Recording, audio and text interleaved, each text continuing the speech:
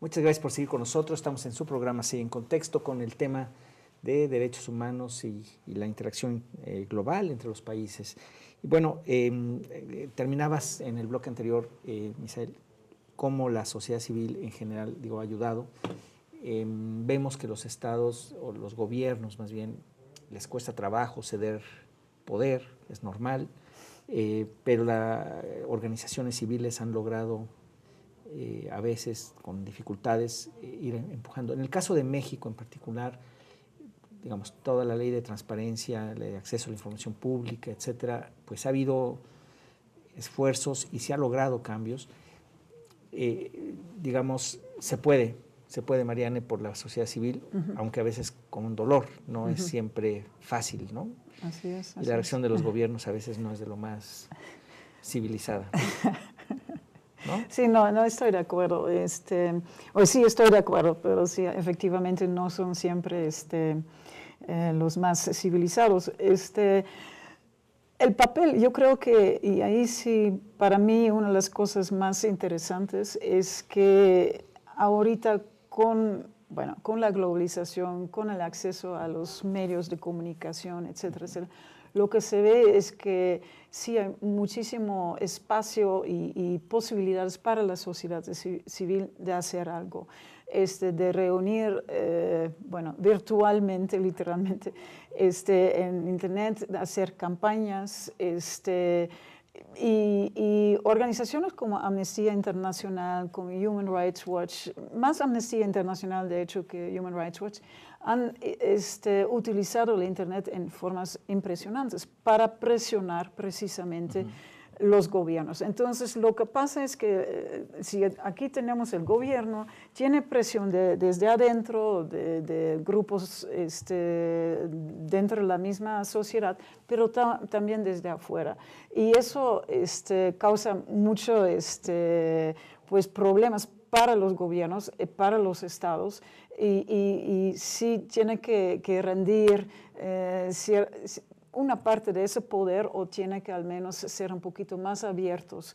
Y hay muchos casos que se pueden mencionar. Ya en el periodo anterior yo hablé un poquito de Ciudad Juárez. Había unos grupos locales que no lograban hacer suficiente presión para que se iba a investigar qué estaba pasando en el tema de los feminicidios.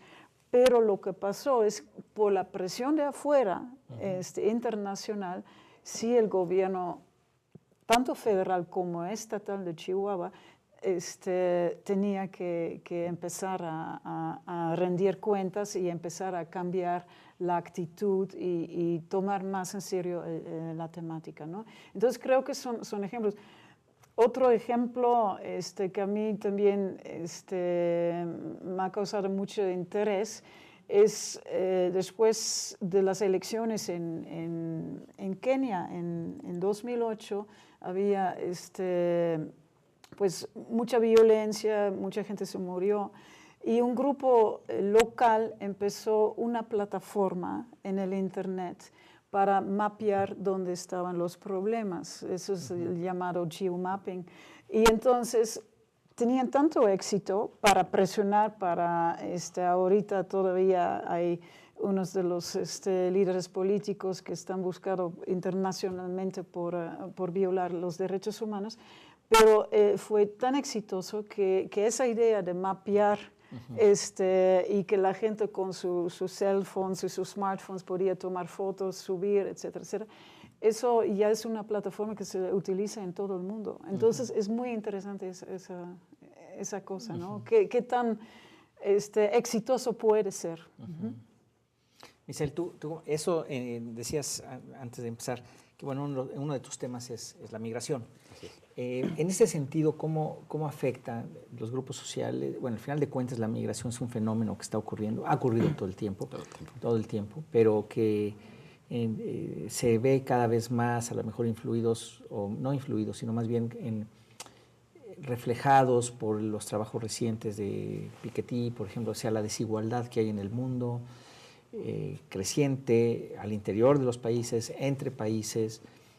Uno pensaría que la migración está aquí para quedarse, que no vamos, que vamos a tener fenómenos de migración importantes en los próximos, quién sabe cuántos años.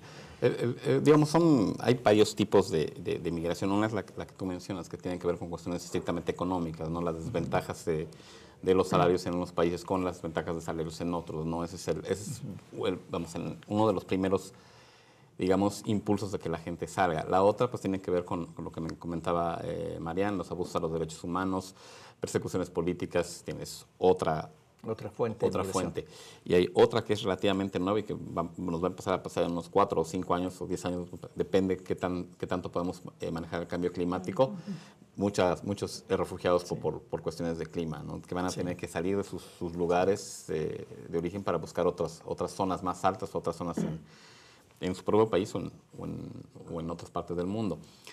Esto genera una presión importante, bueno, primero por la gente que se mueve. Muchas de esas personas se mueven sin documentos. El gran problema de la migración, o los grandes problemas de la migración mundial tienen que ver con la migración documentada y la migración indocumentada. De hecho, no hay migración que sea ilegal. Todos vivimos en el mismo planeta, creo que tenemos todos derecho a movernos a donde mejor tengamos oportunidades. Opinan así todos los estados. No, los estados no piensan así. No piensan así. Es el problema. Si hablamos de una cuestión de derechos humanos, entonces también migrar tendría que ser buscar un mejor lugar para vivir. Creo que también todos teníamos derecho, ¿no? Los estados no piensan así, eso me queda muy claro. Y a esta situación de poner una serie de documentos, trabas, cerrar fronteras, etcétera, etcétera, etcétera, pues han generado una presión todavía más grande, ¿sí?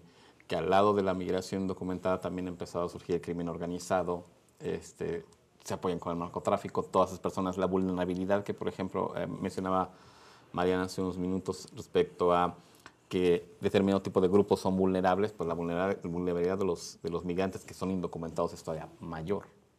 Entonces, eso genera sí un problema muy serio en cómo se están moviendo las poblaciones en todo el mundo, en cómo vamos a hacer para que esas personas tengan sus derechos respetados, no solo en el lugar de origen, porque es una de las razones por las cuales salen, en el tránsito y también en el destino, ¿no?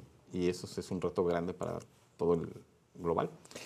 Ahí como que dan ganas de, o más bien se ve que efectivamente habría que más bien controlar las causas, tomando por dada que va a haber migración. Yo creo que eso, como decíamos, ha sucedido pues desde siempre. El mundo se pobló de esa manera, ¿no? Incluso con migraciones, y hay países como que están más acostumbrados que otros a recibir gente de diferentes lugares. ¿Hasta dónde tiene que haber un consenso internacional al respecto? Es decir, si tú abres aquí, es como la legalización de la droga, ¿no? Puedes legalizar aquí, pero no acá. Entonces, tiene que haber un cierto consenso global para poder tomar al planeta como que es de todos, y entonces, o ciertas reglas por lo menos comunes. Y ese consenso global es donde está complicado también. Pues sí, hace unos años, ya 10 años básicamente, había una serie de conferencias y discusiones, diálogo a nivel internacional por medio de la ONU, las Naciones Unidas, sobre la relación entre migración y desarrollo. Y en ese foro, lo que sí, básicamente, una de las cosas que dije, sí, la migración está aquí para quedarse, nunca se ha ido, etcétera, etcétera. Lo que los estados tienen que hacer es gestionar esa migración, la famosa idea de managing migration, gestionar la migración. Entonces, lo que se está haciendo ahora a nivel, pues a veces de regional, a veces a nivel bilateral, es tratar de, pero todavía ahí sí hay mucha soberanía de los estados, que ellos pueden decidir quiénes van a dejar entrar y quiénes no. Es de hacer acuerdos acerca de trabajadores temporales, como lo tuvimos en los años 60, 70, por ejemplo, en Europa, o el programa Bracero entre México y Estados Unidos. Y entonces ahí sí la idea es que, pues, que haya movilidad para ciertos grupos, pero solamente los grupos que interesen al estado receptor. Entonces ahí sí hay... Sí, es complicado porque Sí, al final sí. estás dejándolos llegar a tu casa y bueno, quién sabe quién llegará y no. Digo, no es tan fácil, suena más. Así es. Ahora, desde el punto de vista más, tenemos como 2 minutos para irnos al corte, pero desde el punto de vista más político, ¿cómo parecería que efectivamente la migración es de diferentes naturalezas, política o económica, incluso climatológica, pero en ese sentido... debe de ser realmente un derecho poderse mover por todo el mundo en términos así de donde yo quiera yo entro. Parecería como que te dan ganas que sí, Sí. pero ¿cómo pagas por eso? ¿No?